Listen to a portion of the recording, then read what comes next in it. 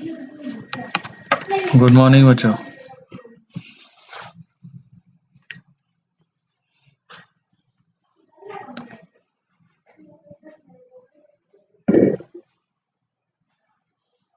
Am I audible and slides are visible?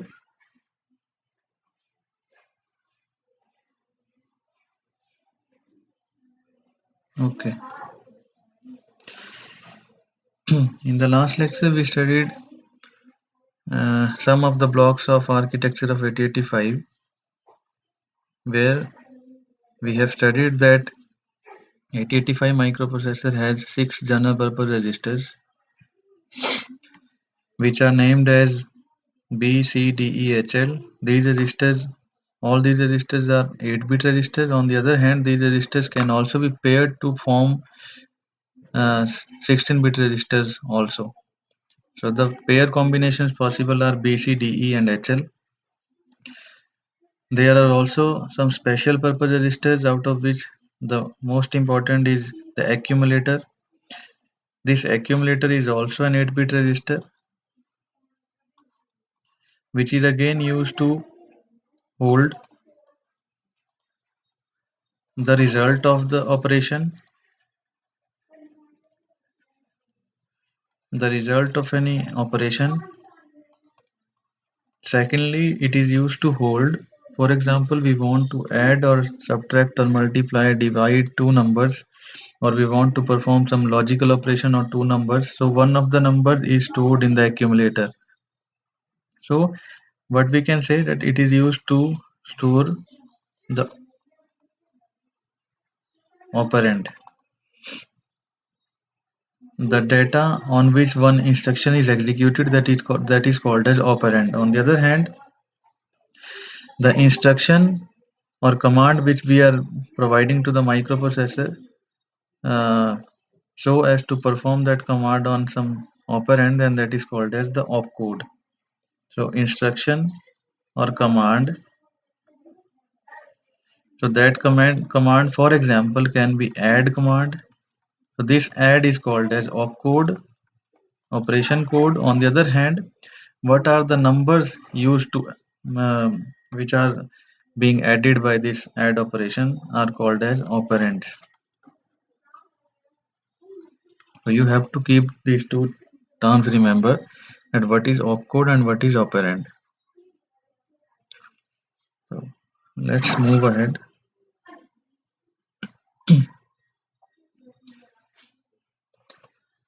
I already discussed with you that the accumulator is an 8-bit register, and it is the part of arithmetical and logical unit because every arithmetical and logical operation requires,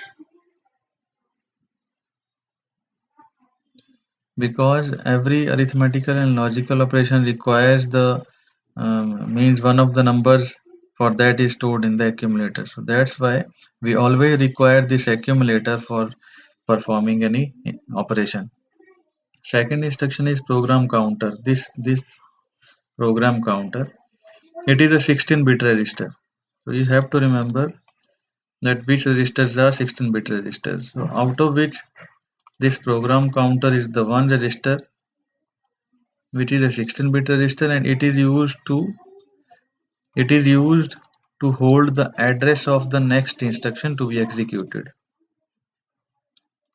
Address of the next instruction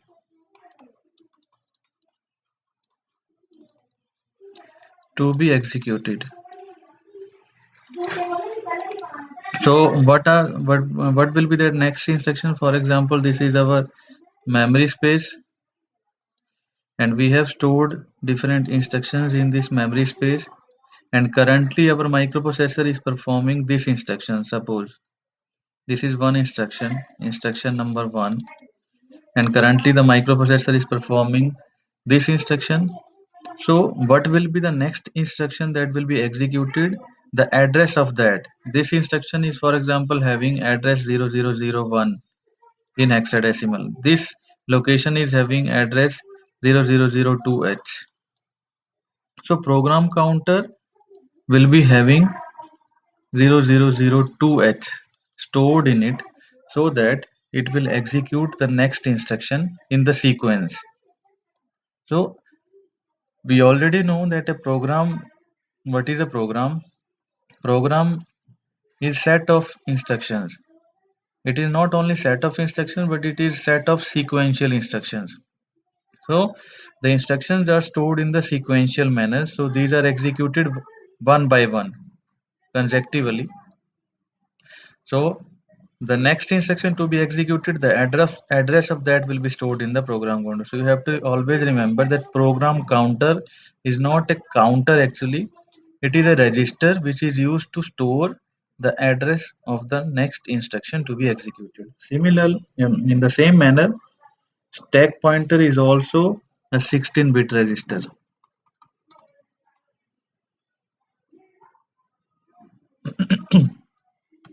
Stack pointer is also a 16-bit register which is also used to point out to a memory which is called as stack memory. Stack memory. So whenever suppose we are performing or we are executing one program, and in that program we need to jump over to some another program which is stored in some another location, for example. So that we sometimes require to jump over to some other location which is not in this means stored in the sequential manner in this uh, part here, in this part of memory here. For example, let's suppose that I am engaging your lecture in your classroom. For example, what is your classroom number is LH402 of lecture theater block, and instantly a PN comes to me and he says that our departmental HOD is calling me immediately. Okay, so at HOD would be calling me immediately. So what I will do, I will try to complete the instruction or whatever I was teaching to you, whatever I was discussing to you. I was complete the task immediately. I will try to complete that part of means the concept immediately, and I will try to move over to the location where our HOD was sitting at that time. What happens next? That immediately another PN comes to me and he says that principal is calling. Suppose college principal is calling me immediately. So what I will do, for example, I was performing this task. I will stop performing this task. I will stop teaching you students. I will move towards principal's room. I will move towards the principal room so that as he is calling me immediately, it could be a more important task for me. So what I will do, I will stop from here. For example, I was teaching you from a book at page number 50, suppose 50 number page. So what I will do, I will means provide a tag here at page number 50. I will provide page break here. Okay. I will tag this page number 50 because I have to again start from page number 50 from where I have left and teaching to you. So this is suppose that page number 50. This is that location 0003H and this is page number 50. So the address of this page number 50, that address will be stored in some location from where I have left teaching to you. The address of that will be stored in some location, some memory location. For that purpose, the memory which we are using is called as stack memory. So that kind of program which is other than this main program. So what this program will be called? This will be called as main program, which I was suppose means I was teaching to you. So that was my main program. because that was the time of our lecture. On the other hand, if principal calls me, so that will be some sub program. That will be some sub program.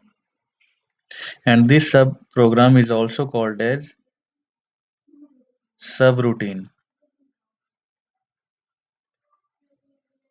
Subroutine program. So to store the address of that subroutine program, we use the stack memories. We make use of the stack memories to store the address of this uh, main program from where we have left executing the instruction. To store that, the location of that is also we use another this type of memory which is called as stack memory. So to point toward this stack memory, we specifically have been provided in 8085 with the register which is called as this stack pointer SP. This is abbreviated as stack pointer SP. On the other hand, program counter is abbreviated as program counter PC. So this is not now personal computer in terms of 8085. Now this PC means program counter, which will hold the address of the next instruction of the main program, which is to be executed. On the other hand, stack pointer is used to hold the address of some location, which is for any subroutine program, or address of uh, some instruction from where we are being left from executing that instruction. So that is called as program counter and stack pointer. Instruction register and decoder are another 16-bit registers. These are also 16-bit registers. Why? The instruction register and decoder are considered as part of ALU. The instruction register is the temporary storage register for current instruction of the program. So whenever we are means fetching the instructions from memory, we are reading the instructions from the memory. So those instructions from this memory location will be stored temporarily with the help of data bus into one register which is called as this instruction register. Instruction register. So so one by one these instructions will keep on storing in this instruction register for execution. Now this instruction will be decoded here in the decoder. For example, the instructions always are stored in the form of binary numbers. In the form of binary numbers. But programmers store these instructions in the form of hexadecimal numbers, 8-bit hexadecimal numbers. So the binary 8-bit number in hexadecimal number will be of 2 digits. For example, I last time also told you that for example 3EH is this 8-bit number 3E. So this 3E will now be temporarily stored here for execution for means decoding purpose. This decoder will now decode this 3E instruction. That what is the meaning of this 3E instruction here?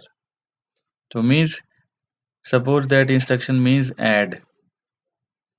So after decoding this instruction, the microprocessor will perform that specific task depending upon what is the meaning of that instruction. So after decoding, that task will be executed on the data provided with that instruction. So that data will be means specifically stored in the next instructions here. For example, the first number will be stored here. For example, 40H, and second number is or, stored in, for example, accumulator. This is 20H. So after execution of instruction add, what will be the result? The result will be 20h plus 60h. It will be, sorry, 20h plus 40h. It will be equal to 60h, 60h. So this instruction register is a temporary kind of register. It is a temporary kind of register which is used to store the instruction for a for means decoding purpose. So whenever we are decoding those instructions, firstly, what we need to do, we need to read those instructions from the memory location, and those instructions from the memory location will be stored temporarily with the help of data bus into the instruction register. After that, instruction register will move that instruction into the decoder. Decoder will decode that instruction, and after decoding, the execution of that instruction will be performed on the data provided with that instruction. Let's move ahead. Flags.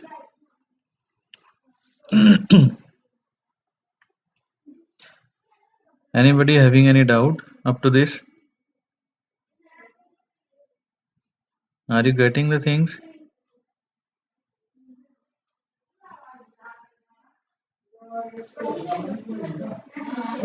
Are you getting the things? Anybody having any doubt?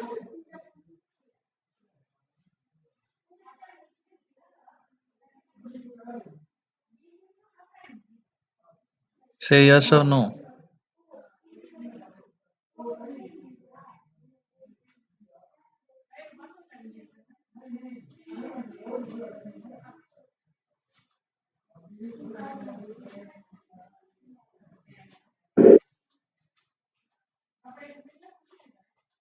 Okay, let's move ahead now. Flags.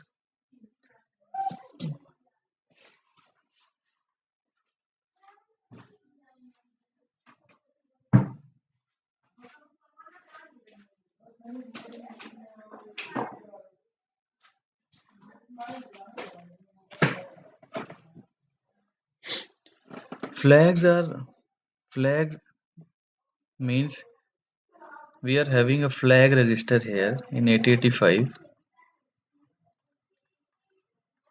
which is again an 8-bit register, but out of 8 bits, only 5 bits are used.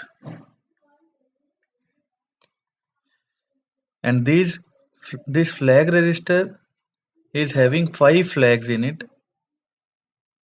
These 5 flags provide us the status of the execution of one instruction. For example, we are performing one instruction. We are, for example, adding two numbers. Let's suppose we use this instruction add. After execution, the result of that instruction will be stored in the accumulator, for example. And let's suppose the result of 20 plus minus 20, it is equal to 0 h, 0 0 h. So what the flag register will tell us that the result of execution of this instruction is 0. That's why this 0 flag will be set automatically.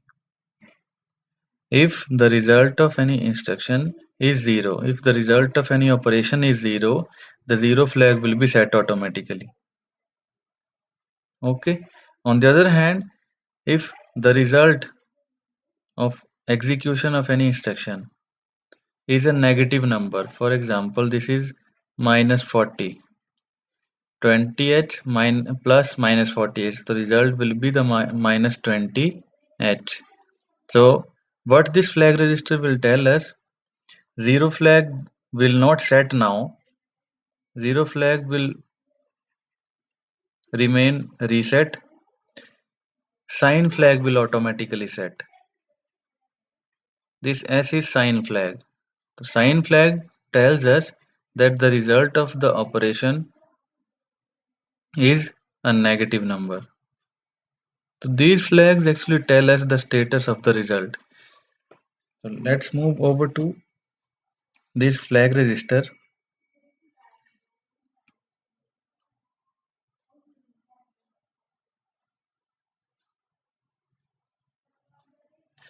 There are 5 flags available in microprocessor 8085, out of which the first flag is CY and it is called as carry flag.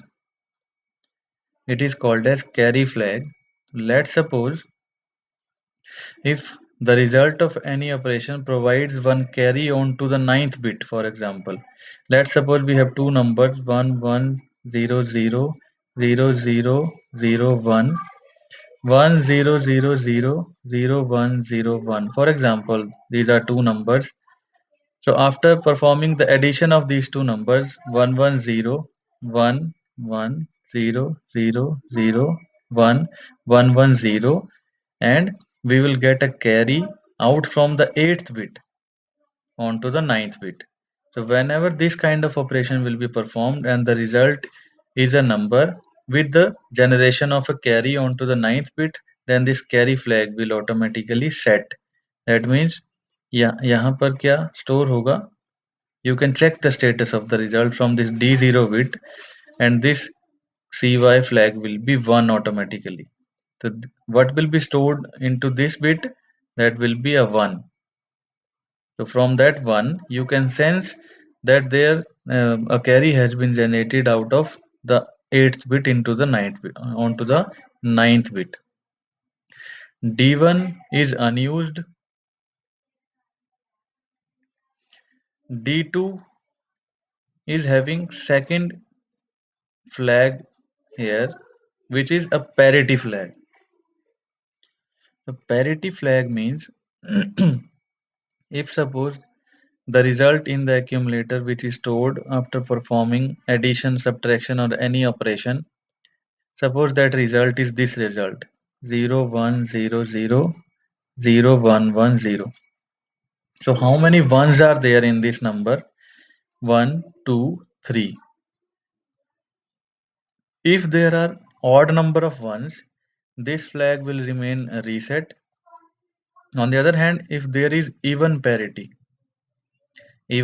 means even number of ones available in the result stored in the accumulator, then this parity flag will automatically set. On the other hand, it will remain reset if it is an odd parity result. Okay. Next, D3 bit, that is fourth bit, is also unused bit. Fifth bit, that is D4, is auxiliary carry. It is auxiliary carry flag. What is the meaning of auxiliary carry flag? What is the meaning of auxiliary carry flag? That it is used in uh, whenever suppose we are performing the operation and we are suppose using BCD numbers. BCD numbers. You already know that BCD numbers are formed with the help of 4-bit binary numbers. Okay. What is the BCD number of 4, 6? It is equal to 0, 0, 0, 1, 00. This is for 4. BCD equivalent of 4. Similarly, BCD equivalent of 6 is equal to 0, 1, 1, 0. Okay. So whenever suppose you are performing the addition of two BCD numbers. So let's suppose here we are having 1. There is some another number. We are suppose adding two BCD numbers 0, 1, 0, 0 again, and there is carry out of the addition of these two numbers and there is carry out from the fourth bit onto the fifth bit. So this 1 1 will become 0 here. 1 1 1 1 1 0 and 1 carry will be generated onto the fifth bit here.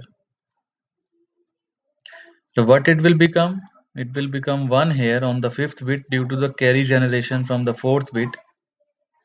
So if this kind of operation is being performed on, for example, the BCD numbers, and there is carry out of the fourth bit onto the fifth bit, then this auxiliary carry flag will set automatically. So whenever we are performing BCD operations, then and then only auxiliary carry flag will be taken into consideration. Okay. We already discussed what is zero flag. So whenever the result of any operation is equal to zero, for example, we are subtracting two numbers and 50 minus 50, it is equal to what will be the result? It will be zero. So this carry flag will automatically, sorry, this the zero flag will automatically set. On the other hand, it will remain reset if the number is non-zero. D7 bit is the sign flag and sign flag will set if the result of any operation is a negative number. Okay, any doubt for these flags? Any doubt in case of flags? Okay, one more thing, uh, you will find in your exam or in your books written this term PSW. This PSW means program status word. Program status word. Program status word.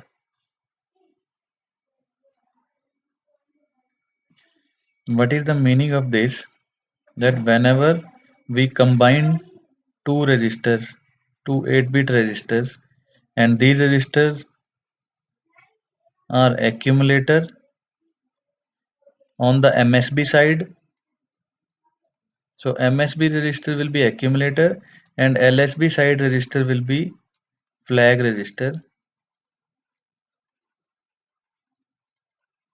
Then this combination of two 8-bit registers, accumulator combined with flag register, it will provide us one 16-bit register, and that 16-bit register is called as program status word.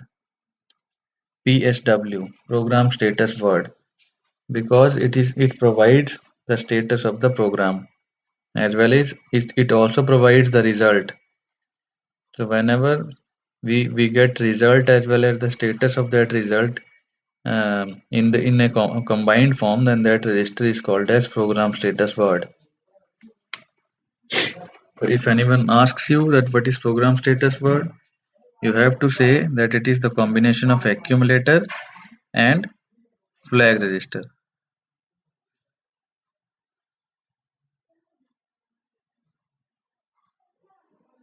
We already discussed this. You have 1 minute to again read these slides. Just read these slides. We already discussed these things.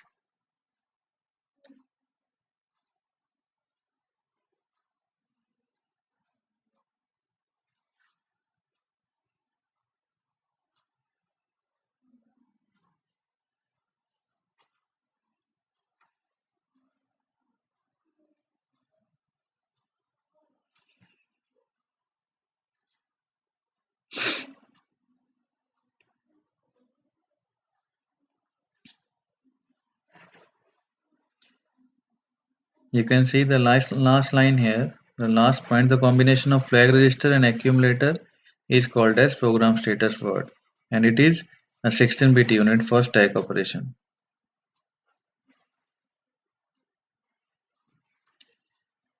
How the data, lower order data and address bus is multiplexed. We already know what is lower order address data bus. Lower order means 0 to 7 bits. Higher order means 8 to 15 bits. So lower order Address data bus, we already know that it is multiplexed. So whenever we have to perform any operation, we need to demultiplex this bus, and we have discussed somewhat regarding this, that this address data bus is demultiplexed with the help of this address latch enable.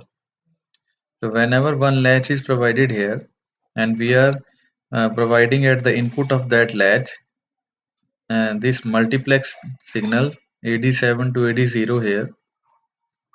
If this ALE signal is high,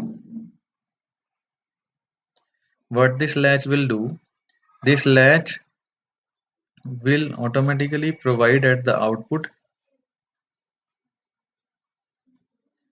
A7 to A0 addresses only. On the other hand, data will be latched here.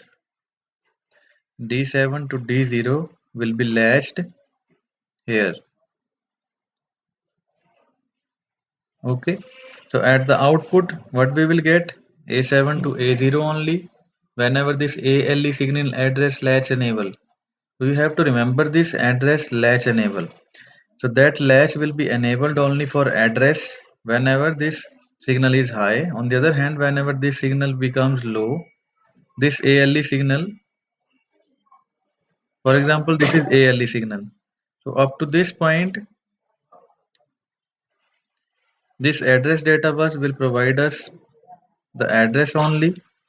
On the other hand, after this, means whenever this ALE signal becomes low here, what we will get from this address data bus, we will get D7 to D0 data.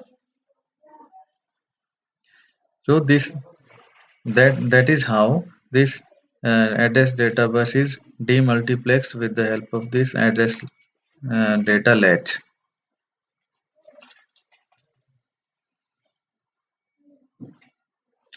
It is written here that given the ALE operates as a pulse during T1, we will be able to latch the address. On the other hand, when ALE becomes low, the address is saved and the AD7 to AD0 lines can be used for their purpose as a bidirectional data lines. So this is suppose T1 clock here. So up to this T1 clock, this address data bus will provide us only the address. On the other hand, whenever the signal becomes 0 here, the output at the output we will get here D7 to D0. So firstly, whenever we have to address any memory location here from this memory, to address this memory location, let's suppose this the address is 2000H. So this is it will be addressed with the help of this address data multiplexed bus, and at that time we will make ALE signal high. So whenever we have addressed this location and we have reached over to this location, now what is the next task? We have to get this data which is stored in this location. This is 8-bit data. We have to get this data with the help of data buses. So now this address bus will act as data bus. So this data will now be copied onto the accumulator or any register depending upon the instruction provided. Let's move over to next. This is the overall picture of this, means detailed version of the last slide.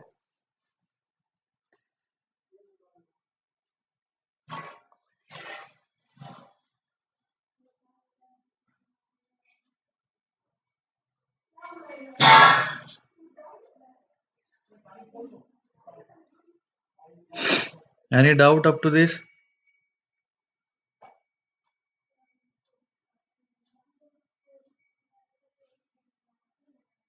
Sparsh, Manvi?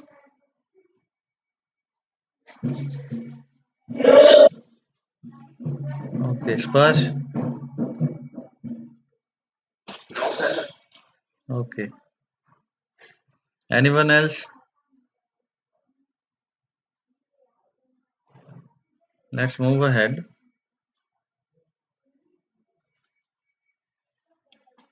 So if a question arises that how this address data bus is demultiplexed, you have to design this structure also, or you can also design this diagram. You can draw this diagram in the paper. So for demultiplexing purpose, we have to use this latch.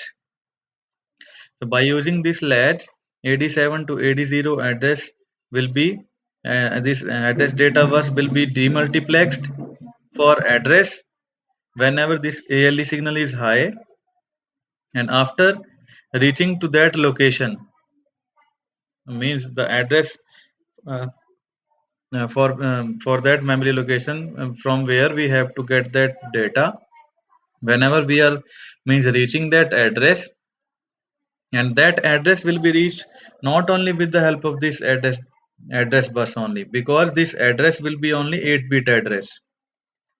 So other higher order 8-bit, from where we will get that? We will get that from A8 to A15 address lines.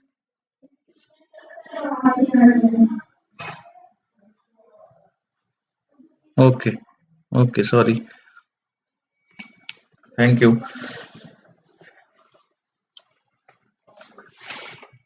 If a question arises regarding means but how the demultiplexing is performed in case of 8085 microprocessor, so you have to draw this diagram in your paper.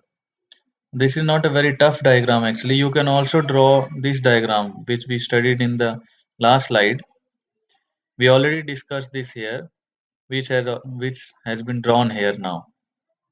What means this diagram is showing us that whenever we are providing this ALE signal, this latch will provide us the lower order address A0 to A7. So lower order address we will get from A0 to A7 demultiplexed bus, and higher order address we will get from the higher order address data bus, which is already demultiplexed. So total address is of 16 bits, A0 to A15, out of which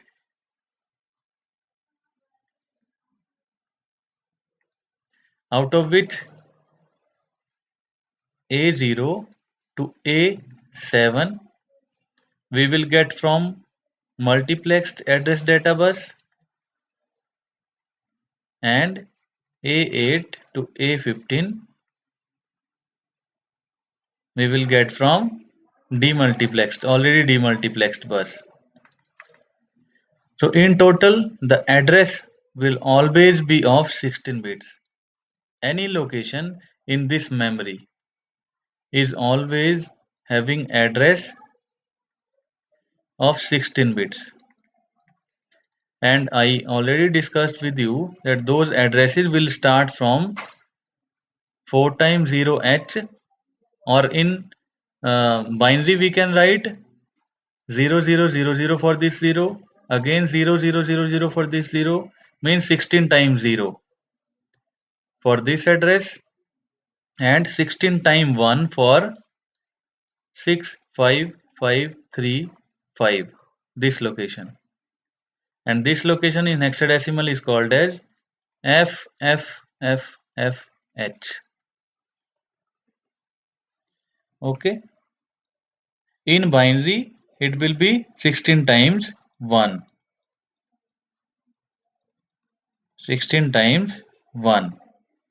So 16 times 1, when it is decoded into a decimal number, it becomes 65536. The first location will always be 0000H, last location will always be 4 times FH. The machine language is the binary language, but the programmer language is the hexadecimal language. So whenever we are programming 8085 microprocessor or any microprocessor or microcontroller, we will provide data or address or instruction in the form of this hexadecimal numbers always, because hexadecimal numbers provide us the smaller version of a number. So we in spite of writing 16 ones, we only have to write 4 digits FFFF. Okay. So after reaching on to this location, 16-bit location, with the help of lower order and higher order address bus, when these two buses are combined, we will reach out to this location. So from that location, for example, this 3EH has been stored here, or any other 8-bit number has been stored here. The address of every location is always 16-bit, but how many bit data can be stored here? Only 8-bit data. Every location is having capacity to store 8-bit data only. So that data will now be copied with the help of this data bus. This is D0 to D7 data bus, and this is again multiplexed. So how this will be demultiplexed? By providing a low here at ALE signal. Okay, and uh, timing and control unit will also provide this input output slash memory bar signals to this uh, memory chip. So whether we have to read some data or whether we have to write some data onto this chip, whether we have to write some data from any register to this memory, or we have to read some data from this memory to this register, that will depend upon which signal we are performing here. So depending upon that signal, if that is memory read or memory write, depending upon that signal, this data bus will execute the operation. Means the data will be traveled, that data will be propagated through this data bus in this direction or in this direction, depending upon these two signals. Whether we are getting here RD bar signal or we are getting here WR bar signals. At one time, we will get here a single signal only, RD bar or WR bar. Simultaneously, there will be no situation that we will get RD bar as well as WR bar, because at one time microprocessor can perform only one operation in that memory chip. Okay. If you have any doubt, you can ask.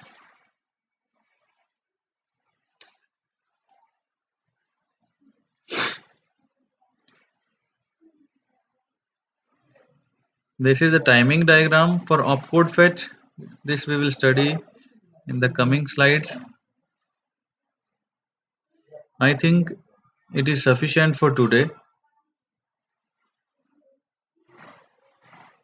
Okay, because we are also having one lecture at 1:30 again today. So some of the slides, some of the part we will cover, these addressing modes we will cover in that lecture also. So I think for this lecture it is sufficient. If you have any doubt, you can ask me right now regarding today's lecture or any previous lecture.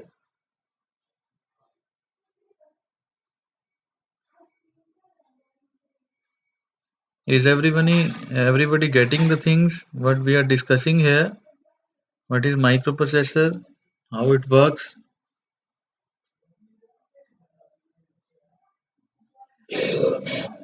Okay, in the next lecture we will also come with a video from where means the scenario will get more clear to you, that how this microprocessor works actually, how any microprocessor works actually. So thank you for this lecture. You can sign off now.